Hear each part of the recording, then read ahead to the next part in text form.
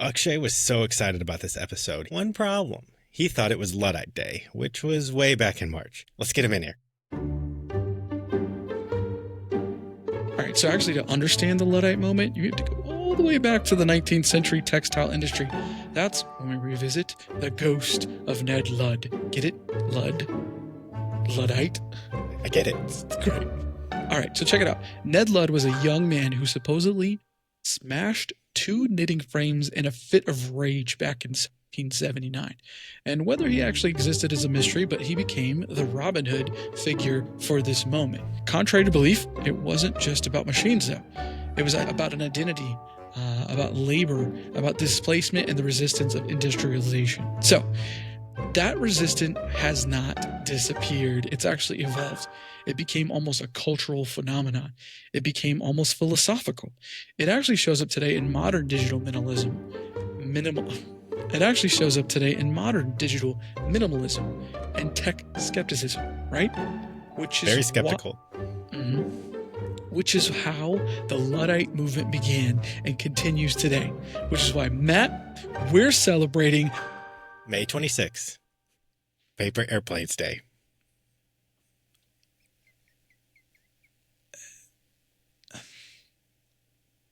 Paper Airplanes Day.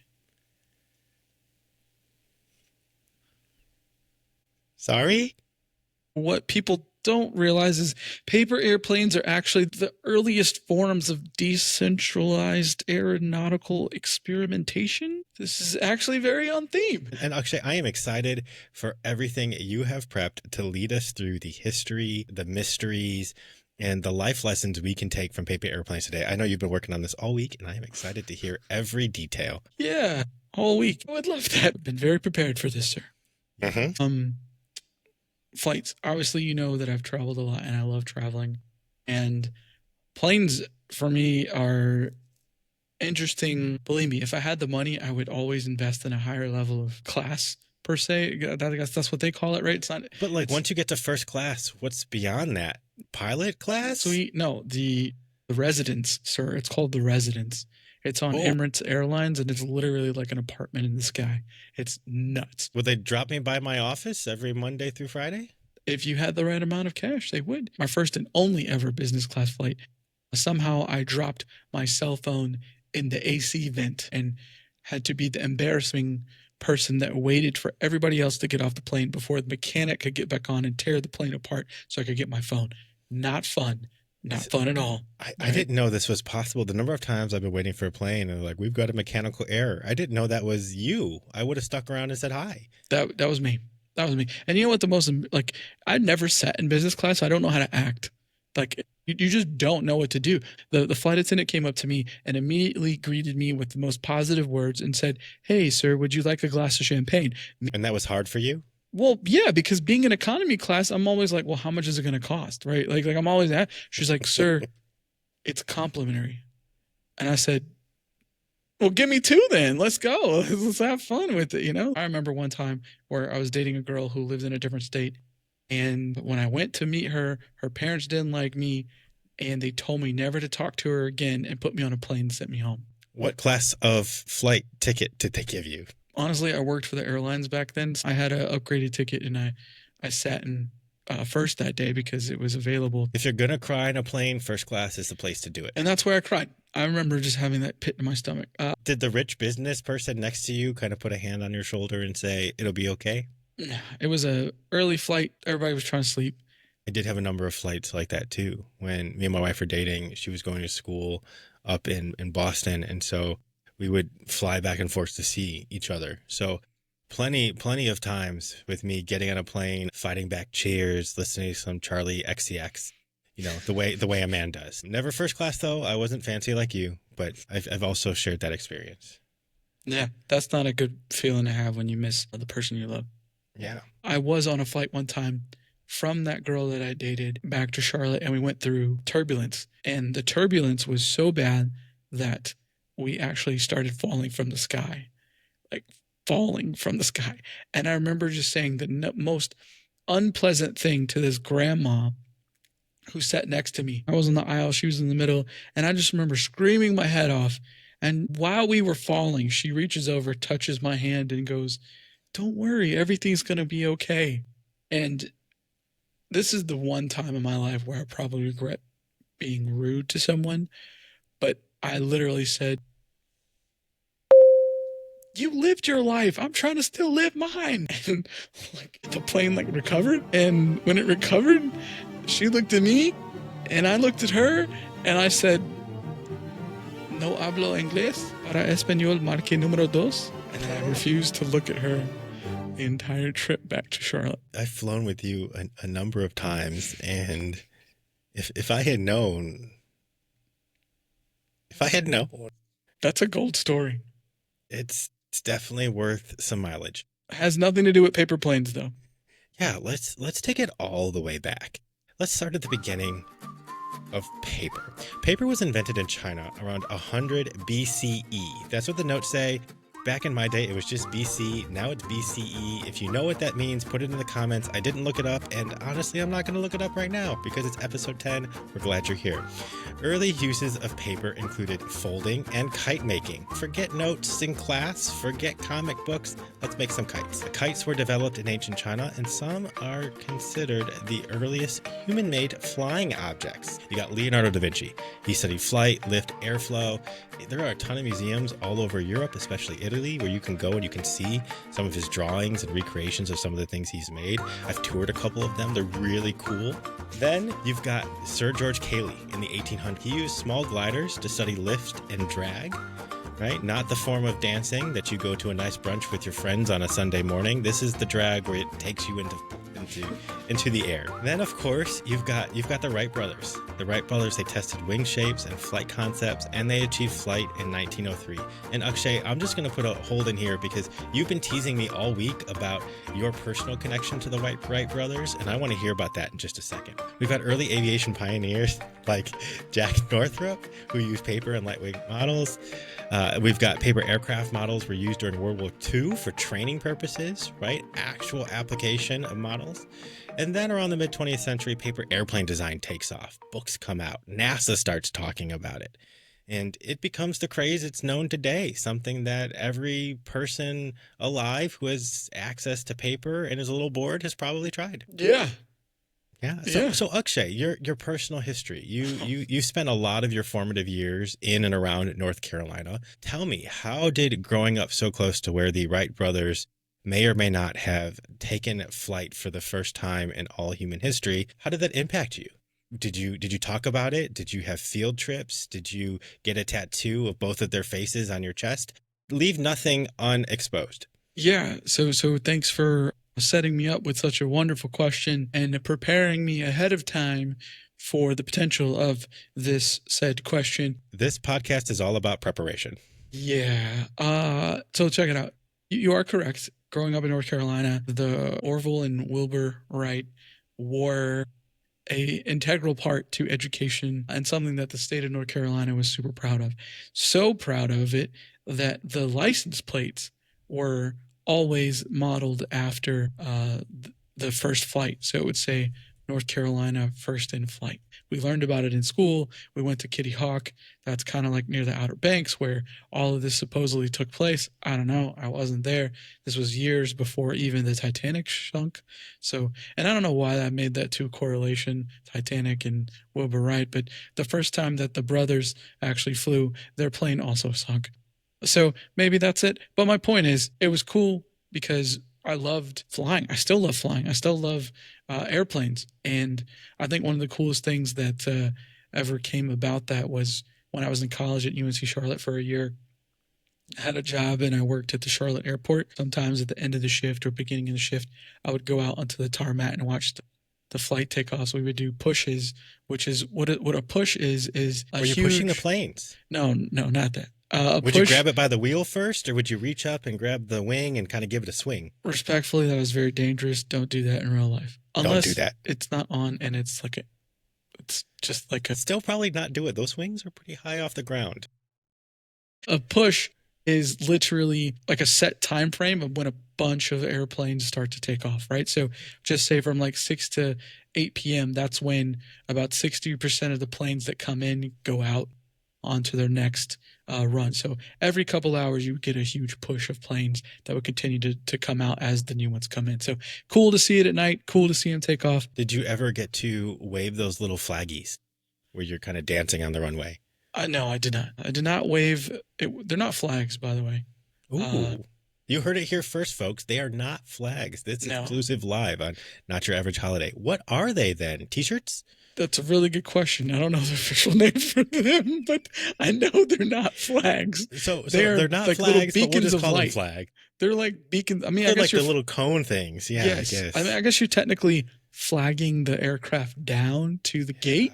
So maybe it is a flag, but a material. You know what my problem was? I was thinking about the beginning of every race in every Fast and Furious movie where they throw the flag on the ground. And that's what I was picturing you in like a little skimpy outfit standing on the runway, throwing the flag down and the plane's taking off. Joke's on you. That is exactly why I do not have that job. Because of family or because of skimpy outfits? It's definitely the outfits. Every time we publish an episode, YouTube makes me say whether this is for kids or not for kids. I always click the not for kids. So you can tell that story if you want. Not for kids. Not for kids. Not for kids. Check out the OF. All right. All right. Could you actually tell us about the holidays that are coming up this week? Yeah, I would love to talk about the holidays that are coming up this week. First off, on May 27th, a holiday that my wife and my dermatologist both wish I paid more attention to is National Sunscreen Day.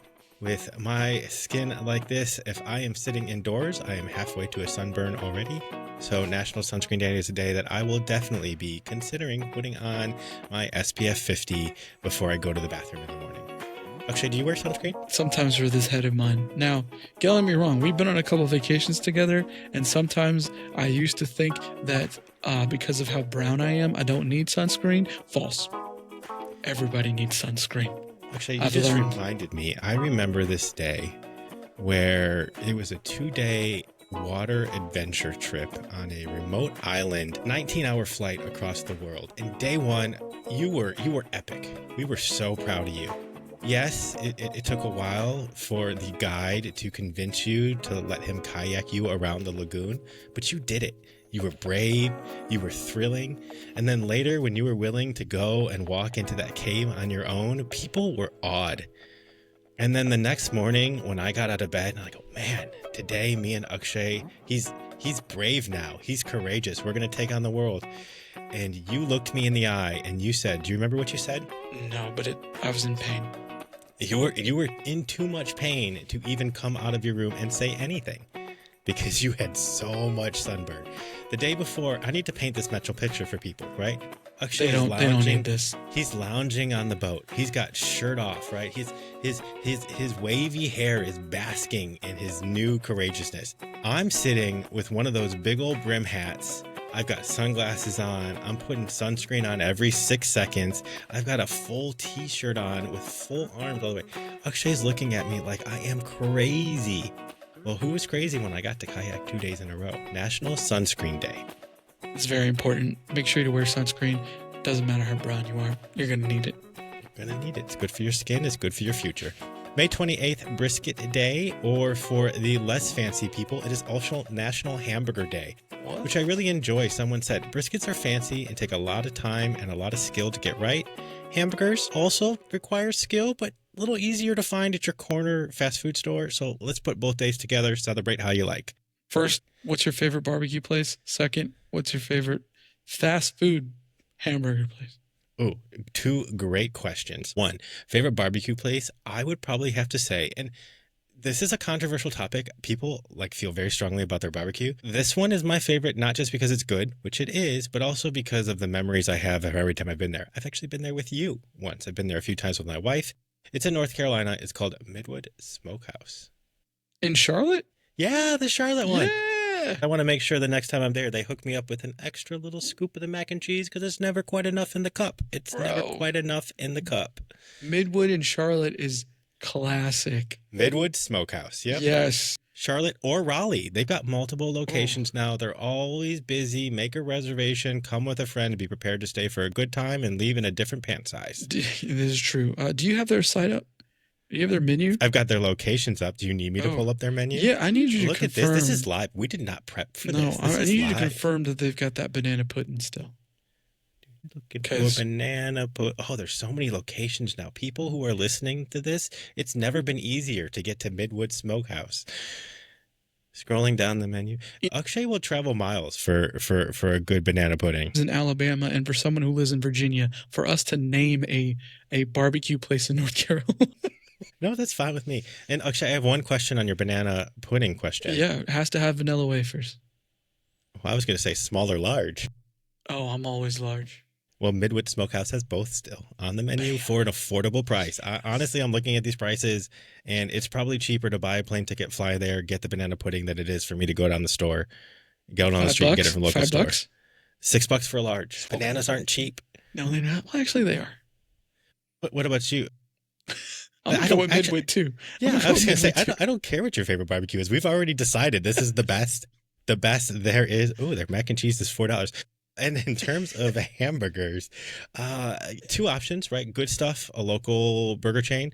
But I also like just a good old Five Guys. You can get them all over the country. I've got great memories. I remember the first time me and my dad went to a Five Guys, and we were shocked and almost concerned at the number of French fries we were mandatorily required to eat in the middle of the day. You can't go wrong. What about you?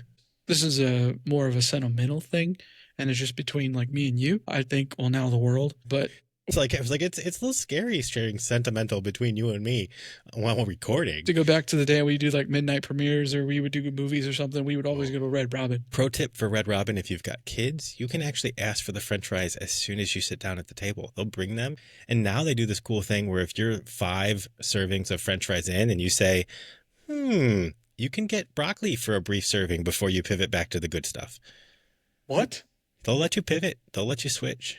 Okay, that must be why the last time I did that, Red Robin only gave me like 7 fries total before I had to ask for another bunch. They do start small. It's also like Olive Garden with the breadsticks, right? The first basket's got 12 of them, and each subsequent basket has less and less until you get to the 15th basket, and it's already got a couple bites out of it. But you still eat it because it's delicious. You dip it in the soup. It's good stuff. And finally, on May 30th, in some places, they celebrate Water a Flower Day. So go water a flower. We've talked enough about this segment already. We don't need to give you any more. Water your plants, folks. Matt, you threw me off with the Luddite paper planes thing, but you know what? I need you to talk to me because I'm trying to make the suggestion that paper planes is a form of celebrating Luddite Day. So... Akshay, do you want to hear some really cool facts and stats about paper airplanes? Always, man. Let's go with it. Hit me with them. All right. The longest recorded paper airplane flight was approximately 322 feet. For those of you on the metric, that's 98.43 meters.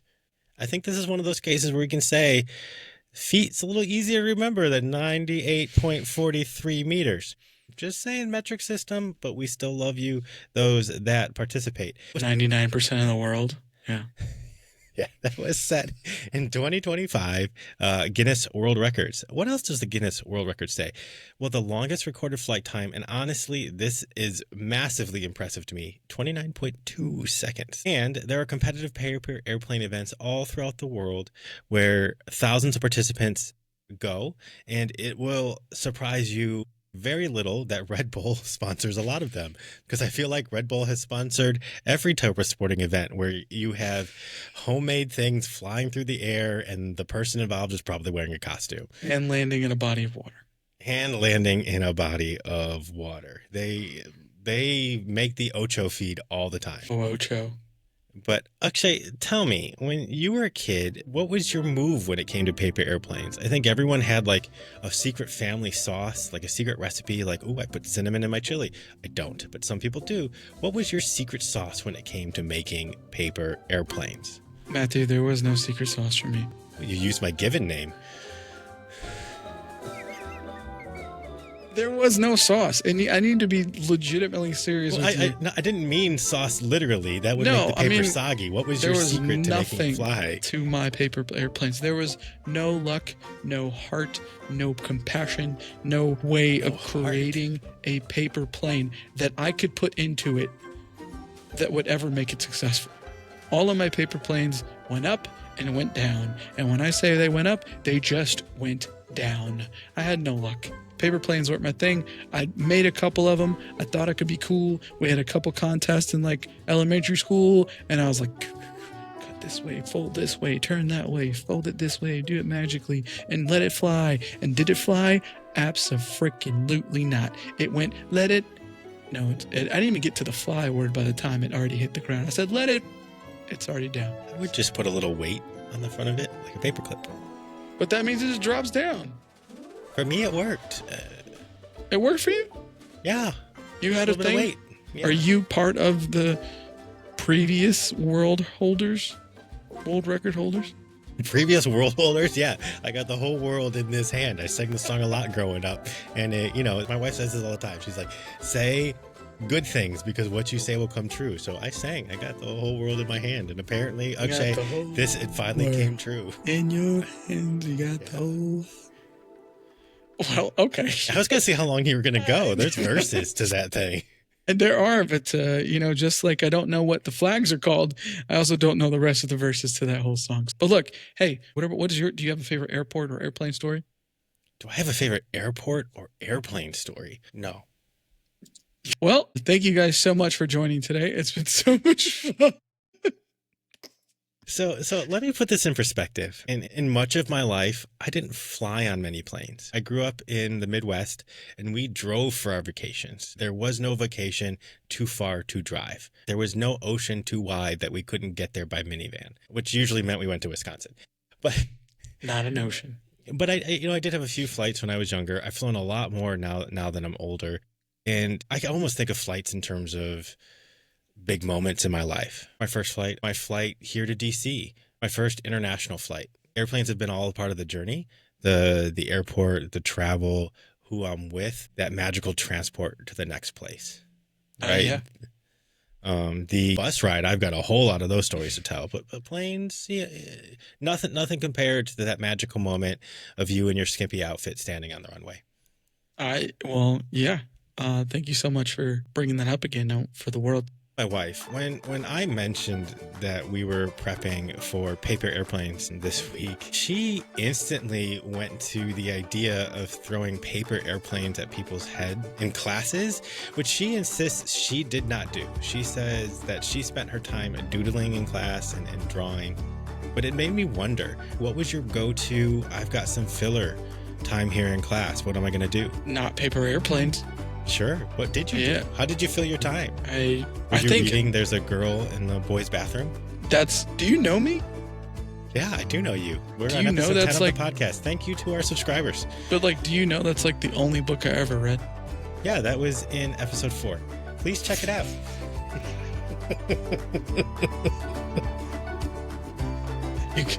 You can tell who edits the podcast.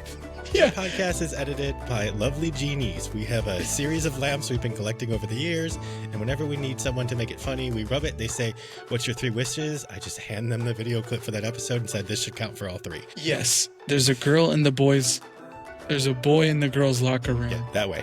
Was a 3rd grade special, and I remember being in such a good book. What I did, honestly, I would probably I would draw circles. I would draw random lines. Doodles. When you just do the circle, it's over and over and over, and it gets spiral and bigger and bigger. I was either daydreaming about a girl, pretending that Space Jam songs were my own lyrics, not, or reading There's a Boy in the Girls' Locker Room. Your childhood pastimes were a hit list of all the best moments from this first season. That was an incredible windy road through episodes people could still check out. They are available where, Akshay? Yeah, they're available on Not Your Average Podcast on YouTube, as well as Not Your Average Podcast on Instagram, Spotify, Apple Podcast. You name it, it's out there. It's not hard to find us. Listen to us. It would be very kind of you.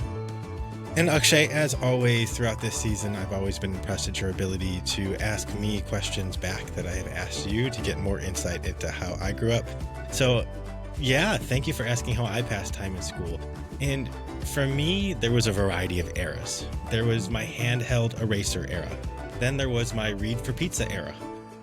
followed by my girls exist era. I know you know that era very well. We're both still in some ways living in it. And then there was, of course, as every person probably had, my evil penguins trying to take over the world comic book era. So there was a lot of different ways that I passed my time. Thank you for sharing those moments. Akshay, paper airplanes they're built for now. They're built for fun. They're built for the moment. Very rarely do you go to an adult's house and see shelves in their dining room with their former paper airplanes. I'm not going to say never. I'm sure there's some people out there, maybe that person who got their paper airplane to fly for 29.2 seconds. But paper airplanes, really, they're meant for just a fun diversion in the moment. When was the last time you did something fun for the moment? Man, that's a good question. Sometimes I'll go for a pedicure. Once a month, I'll find a random time. I'll call my wonderful pedicure place up and I say, hey, you got an appointment for me? And they go, yes. Do they call me affectionately Two Toes when I walked in? And they still do? They sure do. Do they have a photo of me on their billboard?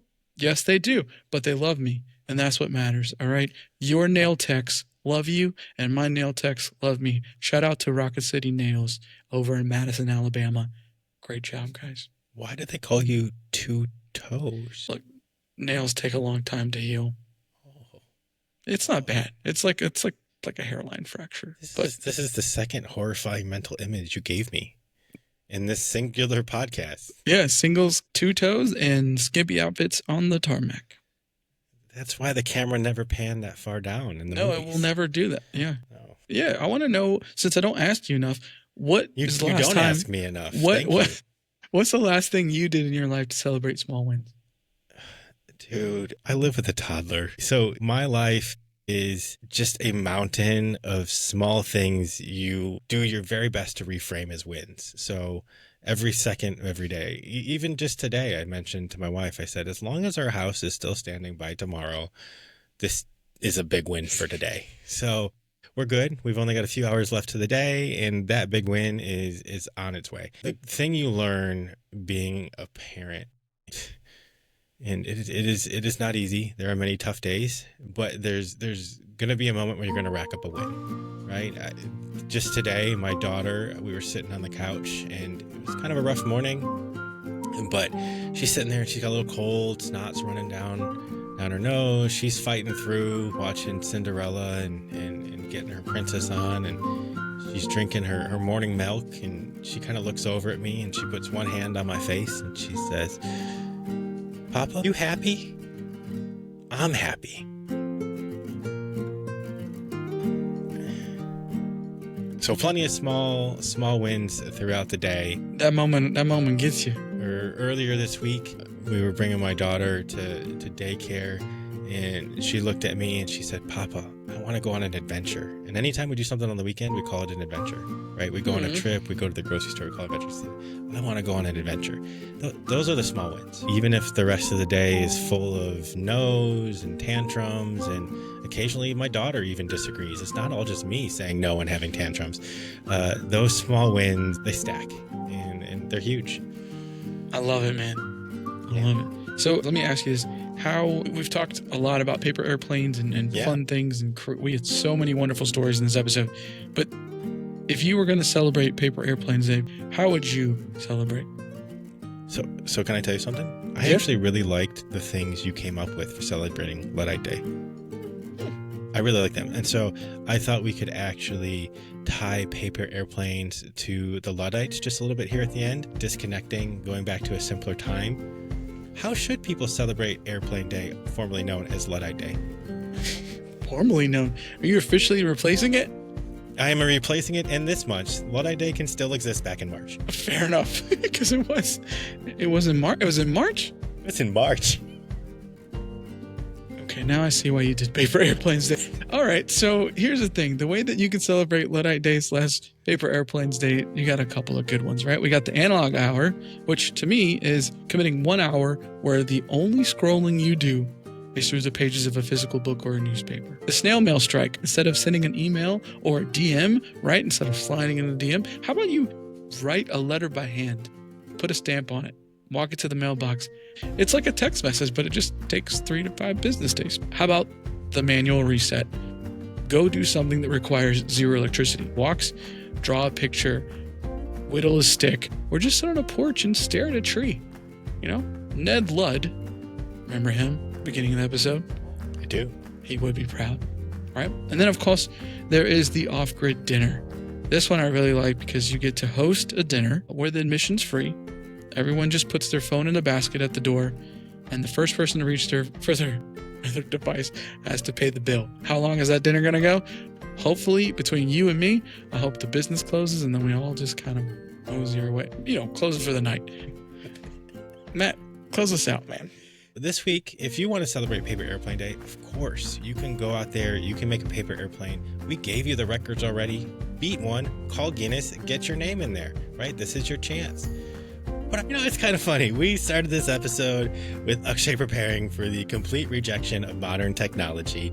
And then we circled around to airplanes, and then we circled around to everything else. And somehow we still ended right back up at the utter rejection of modern technology in favor of Applebee's. But I think that's the point, right? This is where it all connects. Luddites, paper airplanes. These things are not complicated. There's no apps. There's no updates. There's no instructions half the time. But somehow these are things you remember about life, right? That's the simple stuff. It's a little messy. It's a little inefficient, but it sticks. Turns out folding a piece of paper and throwing it across the room is still the GOAT. Undefeated. And that's a wrap on season 1. Spring is on its way out, summer's firmly waiting at the door, and along the way we had some truth, made up some possible history, and hopefully gave you a whole lot to think about. Hope somewhere along the way that all of you found a reason to celebrate. And if you've been celebrating all along with us this season, just let us know, right? Drop us a comment, send us your favorite holiday moment, and make sure you're following so you don't miss what's coming next. You can find us on Facebook, YouTube, Spotify, wherever you get your podcast. So, Akshay, what do you think? We have enough left in our tank for another season of holidays? For our listening audience, the expression on Akshay's face was almost certainly a smile. There are 52 weeks in a year. How are you celebrating this one? We're not your average holiday, and this was just season 1.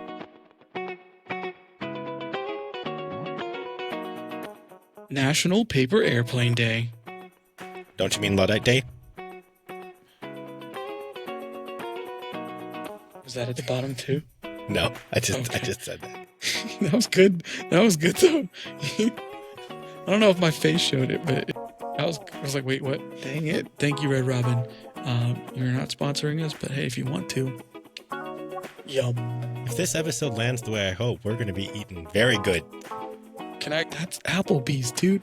Eating very good in the neighborhood. That's a whole different place, man. You remember that girl during the frickin' Super Bowl who got a commercial? There's a lot of girls in the Super Bowl who have commercials. No, but she approximately I forgot 4.5 hours worth. She made some sort of jingle, and she got her whole commercial of it. So I'm gonna go 1, 2, 3, Red Robin, Yum. And then we're gonna go with a beat. Give me a beat. Okay. All right. Not a literal beat because I freaking knew it. Come on, man. Boots and cats and boots and cats and boots and cats and boots. Red Robin, yum. Yum. All right, we're not going to submit that to them. Anyway, it was a lot in that episode you're going to have to cut, but it was a fun episode to film. We talk so little about airplane. There's a lot of gold in there, dude. Yeah, I'm just going to have to hi-ho, and chip it all away. I've never had such pleasantry delivered in a package of attitude. What attitude? I thought I noticed a little head bobble. Dang it, the Indians come out. When you told your wife, what was her first initial thoughts? First off, intrigued you're inserting yourself into my marriage in that way. Second, yes, I do talk with our wife. With our wife. Oh, that got weird. With my wife. That's a hard cut. Good. Let's roll it back in time. Yeah, let me start this one. Your wife would not approve. Oh, man, we've had a day. Toddlers are toddlerific. We can cut that last part. Yeah, what just to salvage all of our relationships. The outros, hey, they're good, man. I enjoy them. They bring me joy.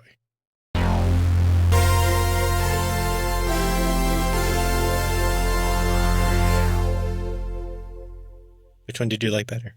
The second one. Okay, thanks.